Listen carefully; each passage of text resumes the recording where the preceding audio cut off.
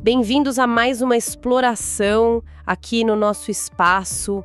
Hoje a gente vai encarar uma passagem, olha, bem tensa das Escrituras, lá de Mateus 24, porque haverá então grande tribulação, como nunca houve desde o princípio do mundo até agora, nem jamais haverá.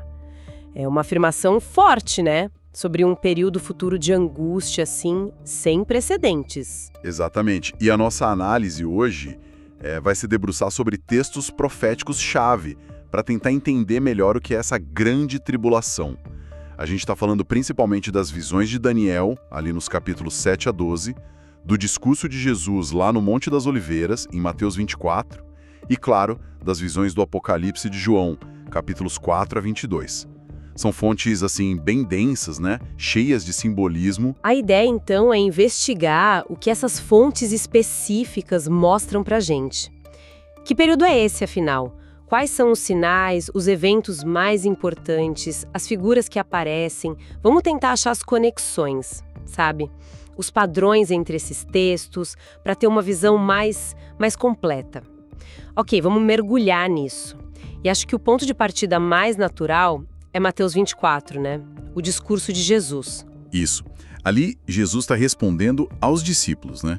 Sobre o fim dos tempos, o sinal da vinda dele. E ele não começa direto na grande tribulação. Ele fala primeiro do que chama de princípio das dores. É interessante. Ele alerta sobre falsos messias, guerras, rumores de guerras, fome, terremotos. Sim, ele lista uma série de coisas. Coisas que, segundo ele, precisavam acontecer. Mas, atenção, ainda não seriam um fim. Exato. É importante notar essa progressão que Jesus descreve. Parece um cenário assim de instabilidade global crescendo, né? Esses sinais não são o evento principal, mas os prenúncios, como as dores de parto, antes do nascimento mesmo. Um alerta, um pano de fundo para o que está por vir. E nesse cenário inicial já tem coisa difícil para os seguidores dele, né? Perseguição, ódio por causa do nome dele. Jesus fala algo bem preocupante, que o amor de muitos vai esfriar por causa do aumento da maldade. Aí vem a força na perseverança. É crucial para a salvação, ele disse. E tem um ponto-chave aí, antes do fim propriamente dito. Ele insere uma condição global. O evangelho do reino precisa ser pregado no mundo todo, como testemunho para todas as nações. Só então viria o fim. Isso coloca um marco, né, bem específico. E é depois disso, dessa pregação global, que Jesus introduz o sinal que parece dar o start na tribulação mais, digamos, intensa. Ele fala, quando vocês virem o sacrilégio terrível de que falou o profeta Daniel num lugar santo, e a ordem para quem estiver na Judeia é clara, fuja imediatamente. Essa conexão direta com Daniel é vital. Mostra que Jesus não está tirando isso do nada. Ele está ancorando a profecia dele numa tradição profética que já existia. Esse sacrilégio terrível, a abominação desoladora, vira um marcador crítico. Basicamente, é um ato extremo, né, uma profanação do que é sagrado, sinalizando o pico da rebelião contra Deus. E a descrição da tribulação que vem depois desse sinal é única. Uma angústia sem paralelo em toda a história. Tão severa que ele diz que se não fosse por Deus intervir, aqueles dias serão abreviados por causa dos escolhidos, ninguém sobreviveria. Isso dá a dimensão da gravidade, né? Uhum. E outro ponto muito forte nesse período é o engano. Jesus adverte muito sobre falsos cristos, falsos profetas, que vão surgir fazendo grandes sinais, maravilhas. Para quê? Para enganar, se possível, até os eleitos. Isso mostra a necessidade desesperadora de discernimento espiritual nesse tempo. E o que marca o fim dessa tribulação específica, o texto fala de eventos cósmicos, assim, impressionantes. Logo depois desses dias de aflição, sol escurecendo, lua sem brilho, estrelas caindo, os poderes dos céus abalados. É quase um desmonte cósmico. Exato. E esses sinais no céu parecem ser o prelúdio da manifestação final, a aparição do sinal do Filho do Homem, vindo de forma visível, nas nuvens com poder e grande glória. É o momento da volta dele, né? E aí vem a reunião dos seus eleitos, de toda a terra. Jesus termina essa parte com a parábola da figueira, para ensinar a discernir os tempos. Mas reforça: o dia e a hora exatos ninguém sabe. A ordem é vigiar. Ele lembra os dias de Noé, compara o servo fiel e prudente com o mal. A mensagem é: fiquem preparados. Perfeito. E essa menção clara de Jesus ao sacrilégio terrível, lá de Daniel, nos leva direto para a pergunta: o que exatamente Daniel previu séculos antes que serviu de base para esse alerta de Jesus? Daniel nos dá um pano de fundo profético assim fundamental. É verdade. Em Daniel, a gente encontra aquelas visões simbólicas, né? De impérios, conflitos. E tem uma figura que sempre aparece, meio sinistra, descrita como um chifre pequeno na visão dos animais, em Daniel 7, e depois de novo, de forma parecida, em Daniel 8, e como um rei arrogante em Daniel 11. O que essa figura representa, afinal? Olha, essa figura, seja o chifre pequeno ou o rei, ela se caracteriza consistentemente pela arrogância extrema, né? Blasfêmia contra Deus, perseguição forte aos santos, que é o povo fiel a Deus, e uma tentativa de subverter a ordem divina, mudar tempos, leis, profanar o sagrado. Daniel parece descrever um arquétipo do poder antagonista final a Deus. E Daniel associa tempos específicos a essa dominação, tipo um tempo, tempos e meio tempo, que muitos interpretam como 3 anos e meio simbólicos lá em Daniel 7 e 12. Essa ligação entre essa figura e um período de tribulação é bem forte no livro dele. Sim, com certeza. E a profecia das 70 semanas em Daniel 9 é especialmente importante aqui. Ela prevê a morte do Messias e depois a vinda de um governante cujo povo destruiria a cidade e o santuário. Esse governante faria uma aliança por uma semana, 7 anos, mas no meio dessa semana, olha aí de novo, 3 anos e meio, ele quebraria a aliança, pararia os sacrifícios e instalaria o tal sacrilégio terrível. Ah, então Daniel não só descreve o opositor, mas dá uma estrutura de tempo essa última semana de 7 anos, com um ponto de virada no meio, e liga essa figura diretamente à profanação do templo, o mesmo evento que Jesus usou como sinal crítico. Exatamente. E Daniel 11 e 12 reforçam isso. Descrevem um tempo de perseguição, mas também de refinamento para os sábios, culminando nesse tempo de angústia como nunca houve. É nesse momento que Miguel, o protetor de Israel, se levantaria. Mas Daniel 12 também fala de libertação para os inscritos no livro e de ressurreição, apontando para um final além da tribulação. E de novo ele menciona períodos. Tempo, tempos e meio tempo. 1290 dias, 1335 dias. Existe uma ênfase nesses marcadores de tempo, mesmo que o significado exato, se é literal ou simbólico, gere debate. Mas o ponto principal é: Daniel estabelece a base para um período final de grande conflito, centrado numa figura opositora e na profanação do sagrado. Isso mesmo.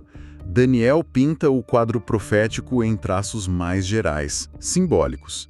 Jesus, séculos depois, confirma e aplica essas profecias para o futuro, dando um alerta bem direto para os seus seguidores. Agora, a pergunta é: como o livro de Apocalipse, que é a última peça desse quebra-cabeça profético, expande essa visão toda? Ah, o Apocalipse. Se Daniel deu a base e Jesus o alerta, Apocalipse parece desenrolar o filme completo, sabe? Com uma riqueza de detalhes e símbolos impressionante.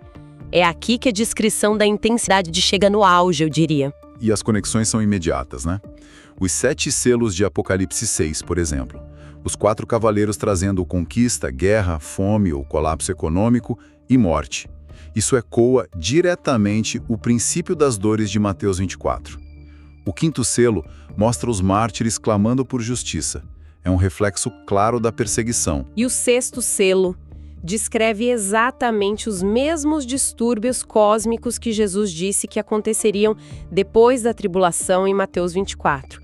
Terremoto, sol escuro, lua sangrenta, estrelas caindo. No Apocalipse, isso causa um pânico global diante da ira do Cordeiro. A sequência parece bem alinhada mesmo.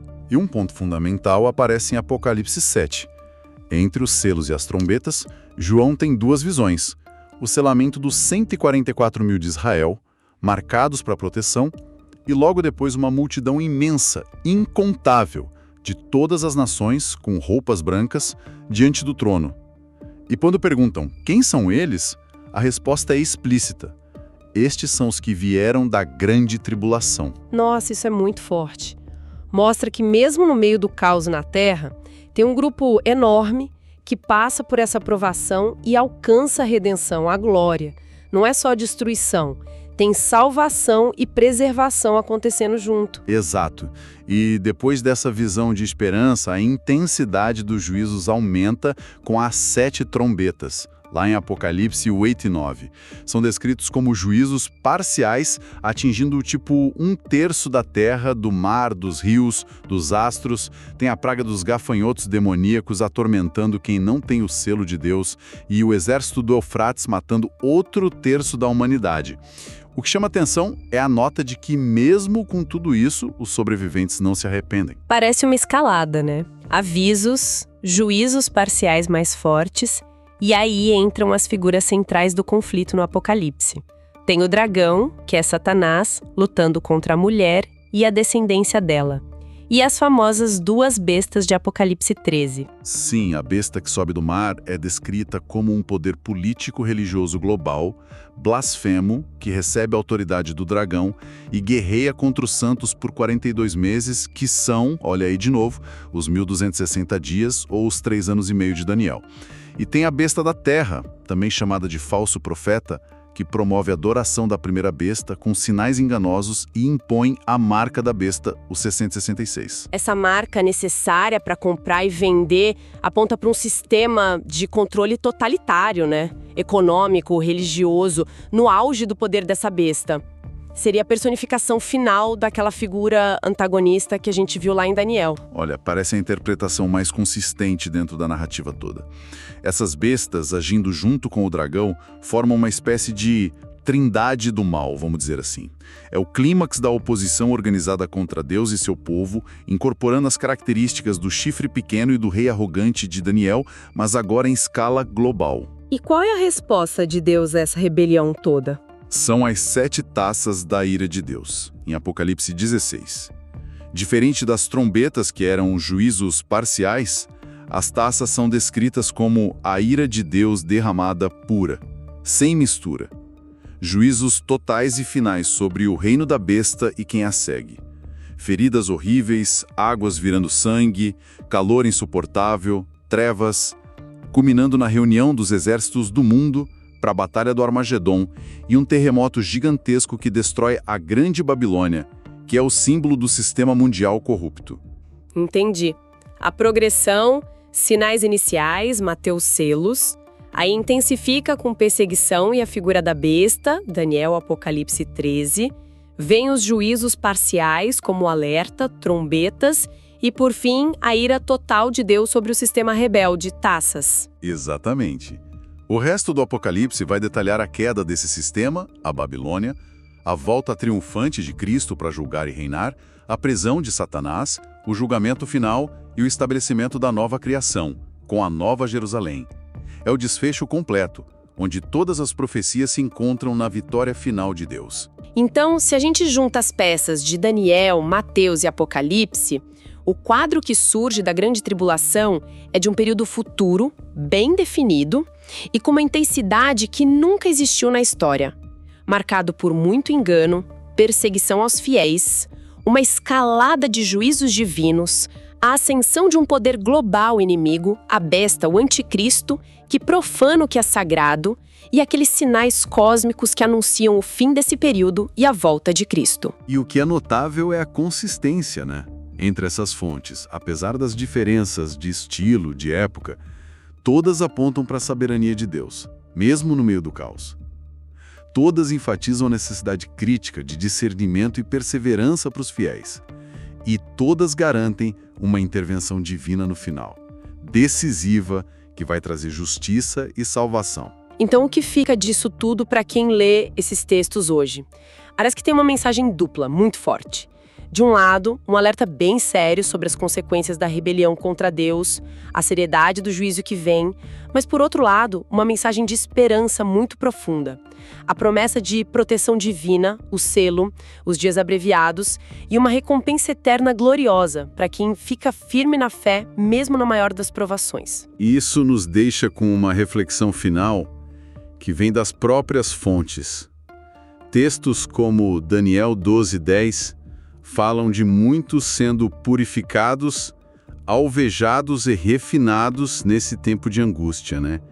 E Apocalipse 7 descreve aquela multidão imensa como tendo lavado suas vestes no sangue do Cordeiro depois de sair da tribulação. Isso levanta uma questão, sabe? Como essas provações extremas, do jeito que são descritas, podem funcionar não só como juízo, mas também como um crisol que molda o caráter e talvez até defina o destino final de quem passa por elas. Essa interação entre sofrimento, fé e purificação nesse período é algo bem profundo para a gente pensar. Uma pergunta forte mesmo sobre o propósito por trás de um período tão sombrio descrito nessas profecias. Com essa reflexão, a gente encerra a nossa análise detalhada sobre a Grande Tribulação, olhando para as fontes de Daniel, Mateus e Apocalipse.